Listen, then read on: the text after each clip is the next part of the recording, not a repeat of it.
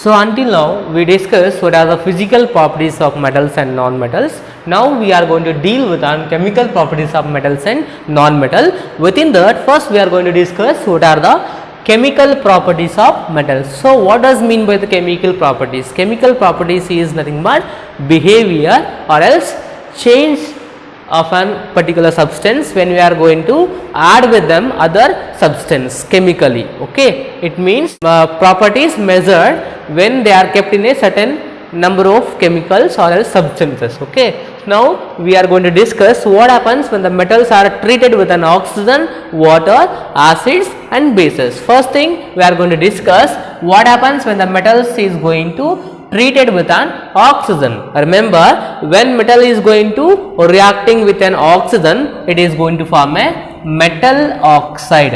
It is going to form what? Metal oxide.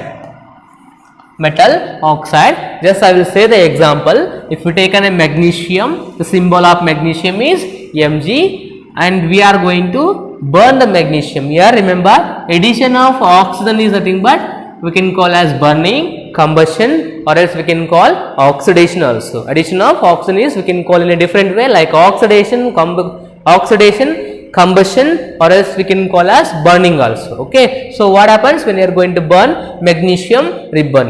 What is the symbol? What is the formula of an oxygen? That is O2. Magnesium plus oxygen both will react when you are burn the magnesium. It is going to form a magnesium oxide. It is going to form what? Magnesium oxide. Okay, magnesium oxide we are going to get. This is nothing but metal oxide. We are going to get metal oxide. So what happens when you are treated metal with an oxygen? We are going to get metal oxide. Metal oxide. And remember, while burning the magnesium ribbon, magnesium is going to produce brilliant white color flame, or else we are also called as dazzling white. Okay, and here number of oxygen is not balanced both the side, that's why we should balance this equation. Okay, 2 Mg, 2 Mg, 2 oxygen, 2 into oxygen, 2 oxygen. And one more thing, this magnesium oxide is basic in nature. So basic in nature, you know about already what do you mean by acid and bases in the 7th class. Okay, so magnesium oxide is basic in nature. How we are going to say magnesium oxide is base or acid? Just by we are taking magnesium. How we are going to say magnesium oxide is acid or base? Just we are taking magnesium oxide. After burning we are going to get magnesium oxide in the form of ash.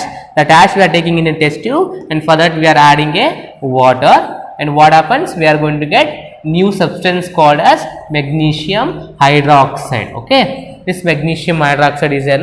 If you are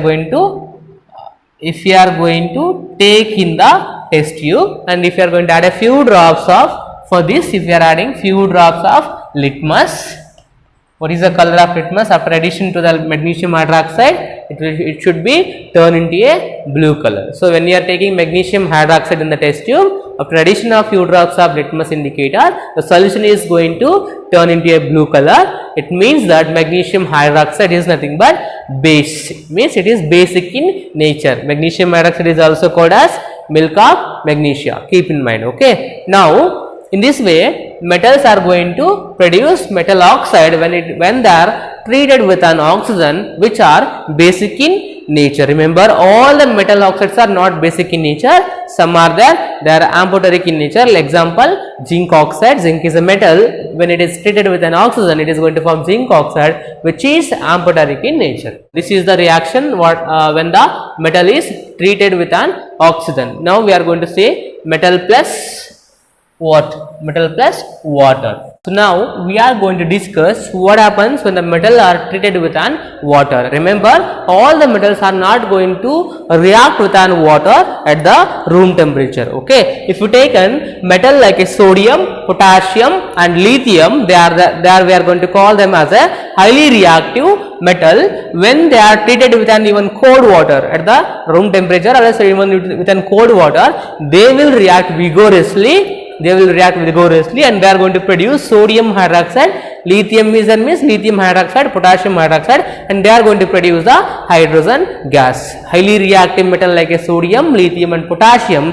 they can react with the normal water or else even cold water. They are going to produce sodium hydroxide, or else we can say respected hydroxides along with an hydrogen gas. Okay, as we know, when we are going to add sodium into the water, they will react at the surface of the water by producing the hissing sound.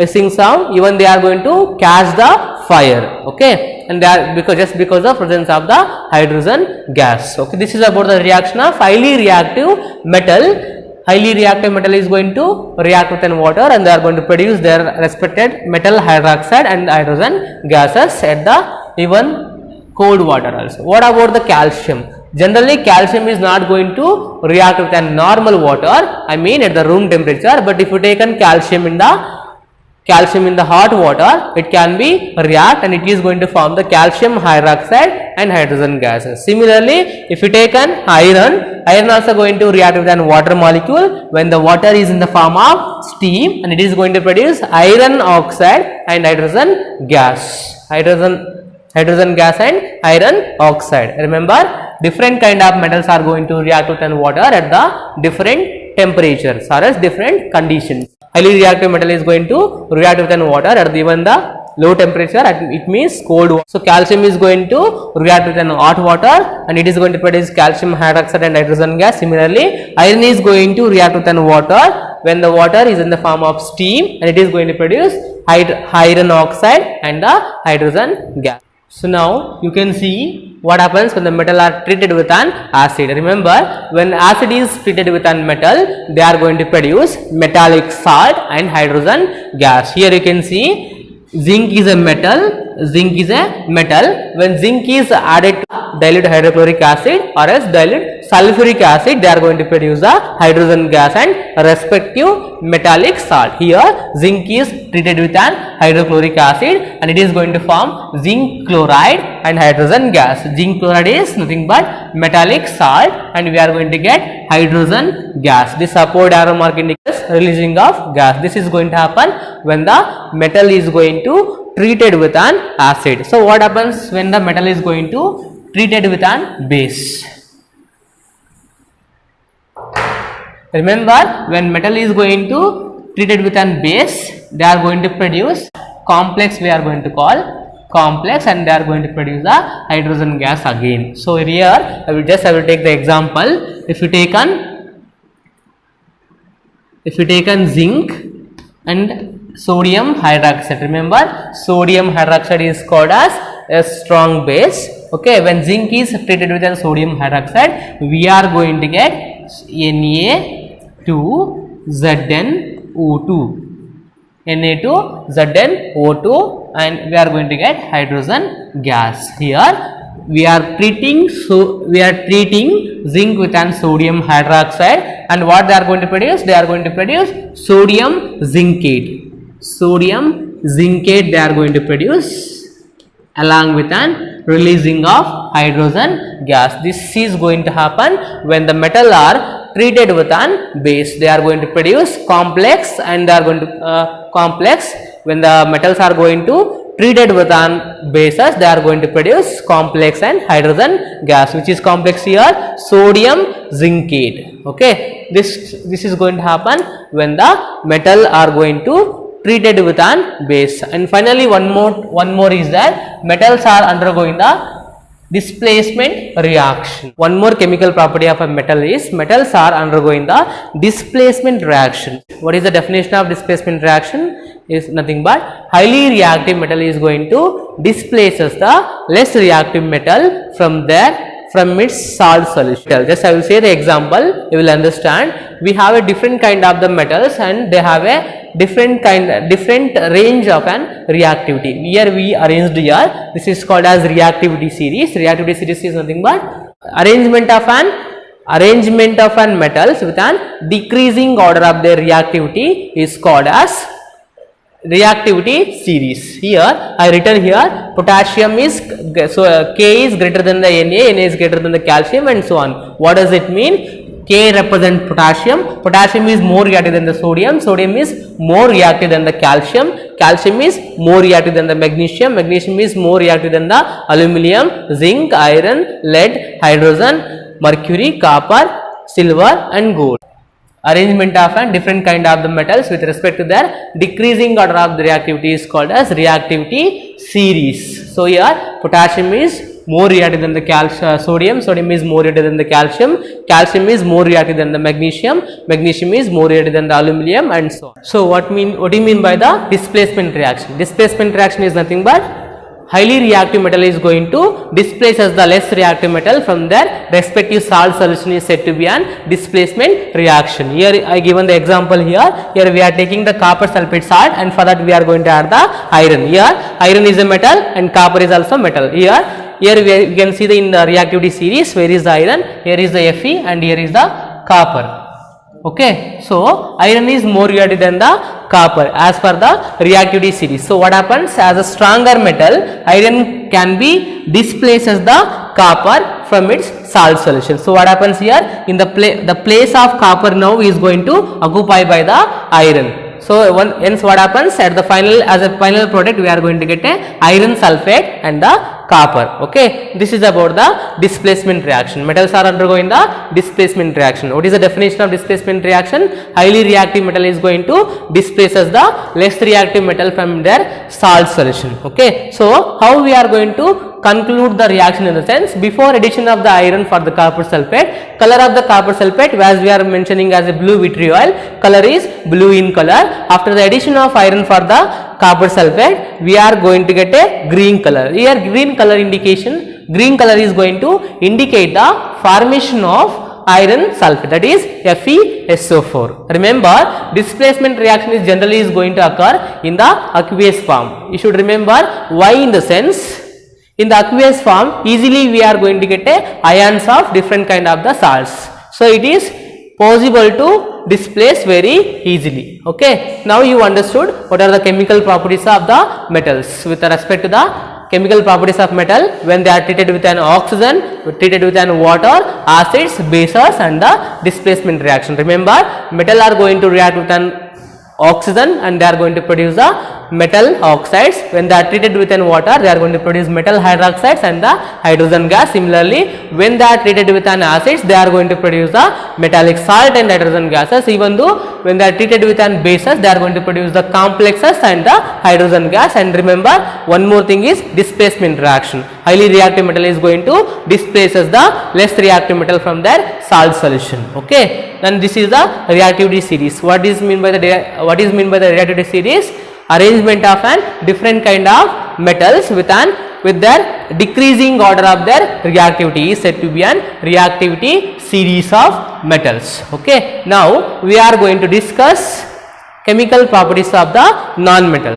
So now we are going to see chemical properties of the non-metal. First case, non-metal plus oxygen. What is going to happen? We are going to get a non-metal oxide. We are going to get non-metal oxide when the non-metal are treated with an oxygen. Just I will say the example. If you take a carbon, suppose if you are taking a paper, after the burning of the paper, nothing but we are added the oxygen, we are going to get a carbon dioxide gas. Here carbon is a non-metal. As I said, to remember non-metal, what is the formula? CHNOPS you should remember, NCHNOPS, carbon, hydrogen, nitrogen, oxygen, phosphorus and sulfur. These are the main non-metal you should remember just by remembering the formula CHNOPS. Okay, so what happens when the carbon is treated with an oxygen, we are going to get a carbon dioxide gas. And similarly, if we take a sulfur, if we are going to burn the sulfur, we are going to get sulfur dioxide. Okay, then what is the nature of this non-metal oxide? So after the getting ash of carbon, similarly we are going to get a new substance, sulfur dioxide gas. If we are going to allow these two gases in the water, through the water, we are going to get H2CO3, that is carbonic acid, similarly H2SO3. So here when the non-metal are treated with an oxygen, they are going to get a non-metal oxide. If we are treated this non-metal oxide with an water, we are going to get a acids. Which acid we are going to get? Acid which is called as carbonic acid, and this one is sulfurous acid. Here, this one what we can call? We can call as carbonic acid. Carbonic acid. Okay. Here we have H2SO3. This is sulfurous acid. Which acid? Sulfurous acid. Carbonic acid and sulfurous acid. Remember, in the case of metal, when we are treated the metal with oxygen, they produce metal oxides. When dissolve them in the water, we got what?